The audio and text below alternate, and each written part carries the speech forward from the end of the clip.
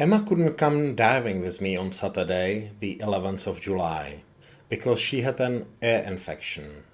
So I booked myself a guided tour with Varadero Dive Center with the intention to get to know the dive site of the caves at Port Salvi a bit better.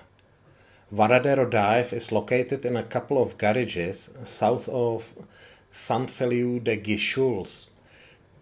They are not far from that little road that leads to the Port Salvi beach. Alex, their course director, paired me up with Louise. I felt quite privileged to have a guide all to myself. Louis proved himself to be a wide treasure trove of knowledge about the local dive site. We went past the second cave onto a little plateau at the top of an underwater mountain. He signaled to me to come closer. As we became stationary, the marine life around us began to ignore our presence and more fish emerged. At the edge of our visible distance, a couple of young barracudas showed up within a shoal of various fish.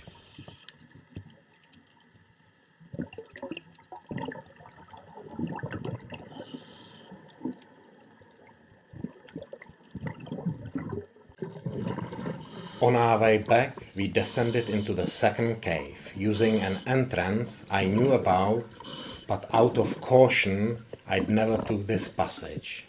It leads onto the table desk where Emma and I saw the hermit crab a few weeks ago.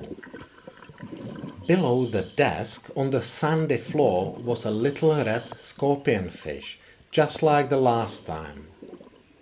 I didn't have that much time to film it, as Louis had already disappeared from my view, leaving the cave through another exit.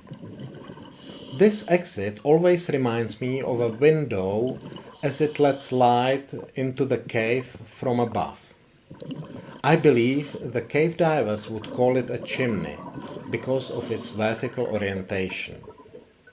Leaving the cave this way meant I had to adjust my buoyancy to prevent an uncontrolled ascent. Uncontrolled ascents present a real danger to divers, as they can lead to serious or even fatal injuries caused by air expanding in divers' lungs during an ascent that is too fast. As I came out, I found Louise waiting for me at the exit from the vertical shaft. We then swam in the general direction of our planned exit point, following the seafloor. I noticed a moray eel swimming in the open, looking for a crevice where it could shelter until its nighttime hunt.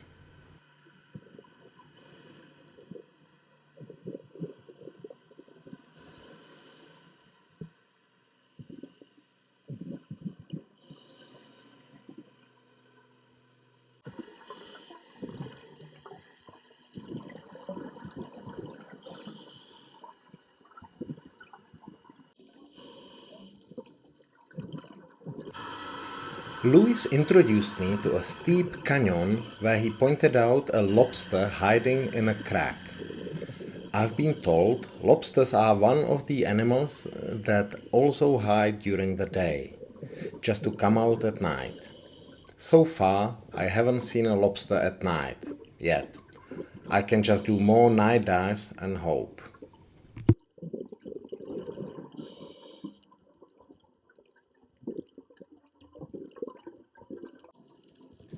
My pressure gauge was showing 65 bars. Our dive was coming to its end and we headed back towards dry land.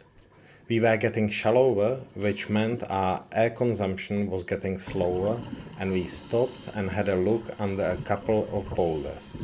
In one small cave, a human couldn't fit in, we found a group of cardinal fish sheltering in there. Later on, in a crevice covered by a big rock, Louis spotted a very young moray eel.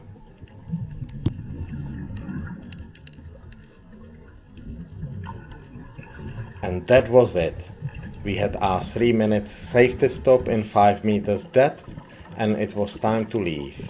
I surfaced with the planned reserve of 50 bars of air.